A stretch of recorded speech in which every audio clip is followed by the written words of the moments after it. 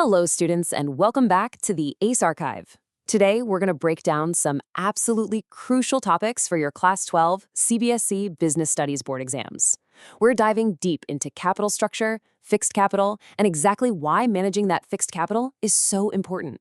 These concepts aren't just for passing your exams. They're the literal foundation of how real-world business finance works. So grab your notebooks and let's jump right into this explainer. Here's our game plan for today. We'll start with the basic concept of capital structure, move on to the 8 factors affecting it, then we'll figure out what fixed capital actually is, why it's so important, and wrap it all up with a quick final exam recap. All right, let's kick things off with our very first topic, the concept of capital structure. Look, every single business out there, whether it's a small corner shop or a massive corporation, needs money to run and grow. Now, capital structure is really just the mix of where that money comes from. It's a combination of borrowed funds, which we call debt, like taking out a bank loan, and funds raised through issuing shares, which we call equity. So whenever you hear capital structure, just think of it as the specific recipe of debt and equity a company decides to use. So how exactly does a company decide on that recipe? That brings us to our next section, the factors affecting capital structure. The very first factor management has to look at is the cost of equity. Here's the deal. If a company takes on way too much debt, it massively increases their financial risk. And when that happens, shareholders get pretty nervous. They start demanding higher returns to make up for that extra risk. Think about it. If a giant like Todd & Litter suddenly started borrowing heavily, investors would absolutely expect higher returns to compensate. So a company literally cannot just keep piling on debt forever because it ends up driving up the cost of their equity. Next up, we have floatation cost. This is basically all the expenses involved in issuing new securities. Things like brokerage fees, underwriting commissions, legal charges, you name it. Remember when LIC launched its massive IPO? They incurred some huge costs to pull that off. Because these floatation costs are usually much lower for debt than they are for issuing new equity shares, a company might actually prefer to just take out a loan to save on those upfront expenses. Number 3 on our list is risk consideration. Every business has to juggle 2 main types of risk, the regular operating business risk and the financial risk of actually having to pay fixed interest and repay their debts. Management has to walk a really tricky tightrope to balance these two. Remember the story of Kingfisher Airlines? They were dealing with high business risk and high financial risk all at the same time, and, well, we all know how that balancing act turned out. Moving on to the 4th factor, flexibility.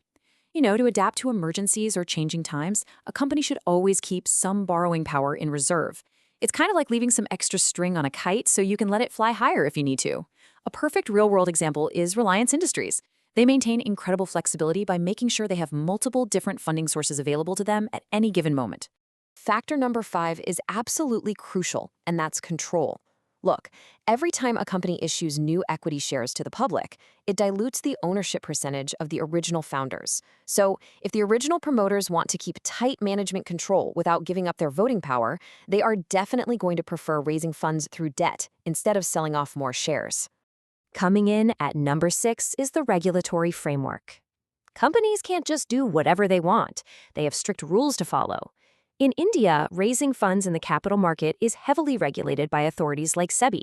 So, a company absolutely has to factor in SEBI's rules, documentation processes, and legal requirements when they're figuring out their capital structure. Our 7th factor is stock market conditions, which is a big one. Market trends totally dictate how a business gets its money. If there's a stock market boom and everything is going great, investors are confident, which makes it super easy for a company to issue shares. But during a depression or market crash, investors get spooked. They want the safety of fixed, interest-bearing debt instead. And that brings us to the 8th and final factor, the capital structure of other companies. Just like you might check out what your competitors are doing, companies constantly study the financing patterns of other businesses in their industry. They do this to make sure their own debt-to-equity mix isn't wildly out of step with standard industry norms. Okay, take a screenshot of this master checklist right now. These are the 8 vital factors you absolutely need to memorize for your exams. Cost of equity, floatation cost, risk consideration, flexibility, control, regulatory framework, stock market conditions, and the capital structure of other companies.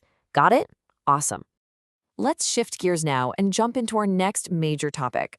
What exactly is fixed capital? Simply put, fixed capital refers to the money a business uses to buy long-term, permanent assets. We're talking about the big stuff here: land, factories, heavy machinery, equipment, and vehicles. You aren't buying these things to sell them tomorrow. These are massive investments designed to provide benefits and help generate revenue for many, many years down the line. And to see how this fits into the bigger picture, just look at this equation. Your fixed capital combined with your working capital, which is the cash you use for day-to-day operations, makes up the total capital of a business. Basically, your fixed capital acts as the solid foundation that makes those daily operations even possible. Now that we know what it is, let's explore our fourth section. Why is the management of fixed capital so incredibly important? Well, there are 4 main reasons you need to get this right. The management of fixed capital dictates your long-term growth, it blocks up massive amounts of funds, involves incredibly high risk, and the decisions you make are almost completely irreversible. Let's break those down a bit. First, long-term growth. Think about Reliance Jio pouring money into telecom infrastructure. That huge fixed capital decision literally secured their long-term expansion. Second, large funds are involved. Building a massive steel plant takes thousands of crores, blocking up capital that needs intense planning. Third, high risk. Because these numbers are so huge, if the project flops, the whole company's performance could tank. And finally, irreversible decisions. Once you buy a gigantic power plant, you can't exactly ask for a refund. Trying to reverse that decision usually leads to crippling financial losses. You've done great so far, students. Let's bring it all home with our final exam recap. Here is your ultimate exam blueprint. Remember, capital structure is your mix of debt plus equity, and finding that perfect balance is guided by those 8 key factors like control, risk, and market conditions. On the flip side, fixed capital is your massive investment in long-term assets, and because it drives growth, ties up huge funds, carries high risk, and is pretty much irreversible, it requires very careful management. Thank you so much for studying with me today. I hope this explainer made these business concepts crystal clear for your boards. But before you log off, I want you to think about something. If you were starting your very own dream business tomorrow, what would be your ideal mix of debt and equity, and why? Let me know in the comments. Please like, share, and subscribe to the ACE Archive for more clear, structured CBSE Business Studies lessons. Keep revising, stay focused, and happy learning.